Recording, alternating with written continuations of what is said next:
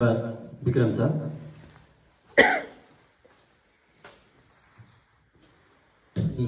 सन्तोष सरलाई धेरै धेरै धन्यवाद। यो कार्यक्रममा हामीलाई यहाँसम्म ल्याएर जोड्ने अवसर दिनुभएको छ। फेरि पनि हार्दिक धन्यवाद।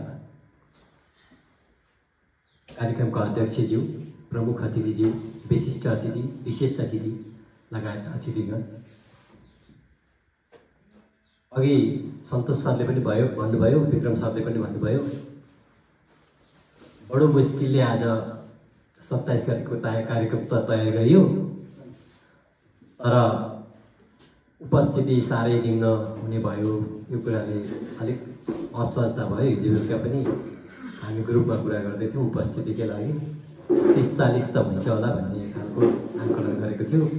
तर यही बेला अधिवेशन, विभिन्न साहित्यिक कार्यक्रम, इलाममा पनि एउटा स्रष्टा सम्मान कार्यक्रम हुँदैछ। त्यहाँबाट पनि हिजो बेलुका चाहिँ निमन्त्रण आइपुगेको थियो। तर त्यताभन्दा यता बढी महत्त्वपूर्ण ठानेर हामीले हाम्रो आफ्नो ब्यानरमा तयार पारेको कार्यक्रम र आफू पनि गजल मञ्चको सदस्य भएको हिसाबले यतैतिर चाहिँ दिनुपर्छ भनेर जोड बलले लाग्दै पनि यति उपस्थित हुन सक्नु पनि एउटा ग्रामीण क्षेत्रमा आएर रचना वाचन गर्नको लागि तयार हुनु पनि सबैभन्दा ठुलो कुरा हो। जे जति भएका छन् गुणात्मक रूपमा उपस्थित भएको मैले महसुस गरेको छु र यसलाई नै हामीले जसोतसो प्रचार गरेर ठुलो कार्यक्रमको रूपमा देखाउन सक्यौँ भने आउँदा कार्यक्रमहरू अझ बढी गतिला सुनाउन चाहन्छु। र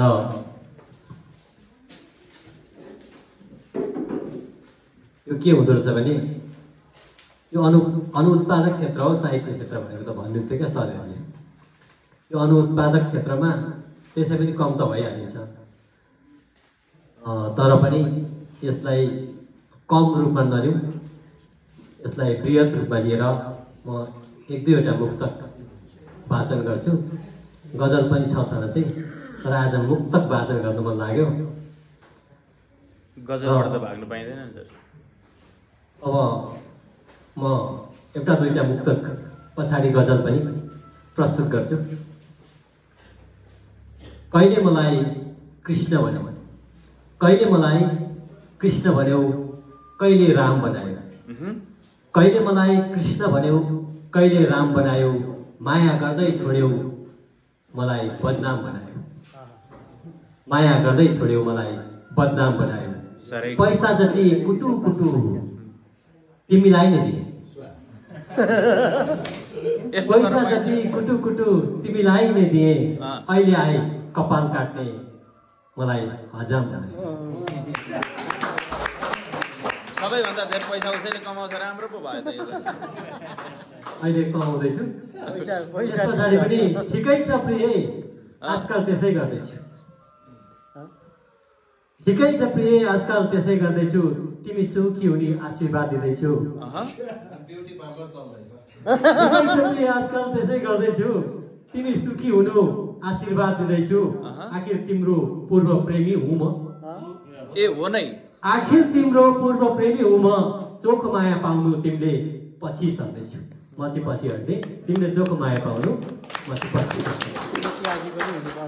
तपाईँ नपुगी यो भिडियो घर पठाउने भएँ मैले। अब तिम्रो नाममा एउटा पत्र लेखिएपछि थाहा पाएँ, तिम्रो नाममा एउटा पत्र लेखिएपछि थाहा पाएँ, कस्तो सुन्दर तिम्रो मुहार देखिएपछि थाहा पाएँ। आहा आहा देखेर होला लेखेको चाहिँ।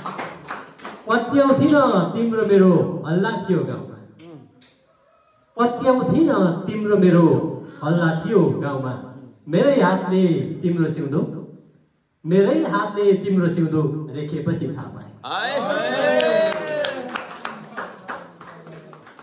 कस्तो मिठो बोली तिम्रो मनै लोभ्याउने, कस्तो मिठो बोली तिम्रो मनै लोभ्याउने, आहा सुन्दर मुहार तिम्रो झनै लोभ्याउने, मृगनयन आँखा तिम्रा बारुले छ कम्बल, मृगनयन आँखा तिम्रा बारुले छ कम्बल, तिम्रो सक्लो रूप देख्दा उधुमैलो भ्याउने हाय हाय तिम्रो सक्लो रूप देख्दा उधुमैलो भ्याउने मुक्त यति भाषण गरे खै कहाँ छ यस्तै हो ओमकार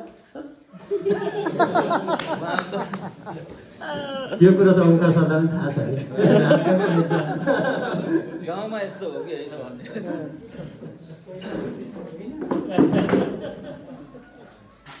एक लाइन कविता भन्छु ल पाइन्छ पाइन्छ भने ल परिस्थिति दुईटा मान्छे जडेउरी खोज्दै गाउँतिर घुम्दैछ अहो बुझ्नुभयो कविता नै सकियो दुईटा मान्छे जडेउरी खोज्दै गाउँतिर घुम्दैछ परिस्थिति शीर्षक कविता मैले वाचन गरेँ अशान्ति आमाले बिस्कुन सुकाउनु भयो तर घाम लागेन आमाले बिस्कुन सुकाउनु भयो तर घाम लागेन अब अर्को एउटा सुनाउँछु र घाट चमत्कार भिड छ तर मान्छेको होइन अब एउटा सुनाउँछु र सम्झना हिउँदमा पहिरो गयो मान्छे रमाएन यति नै सुनाए अब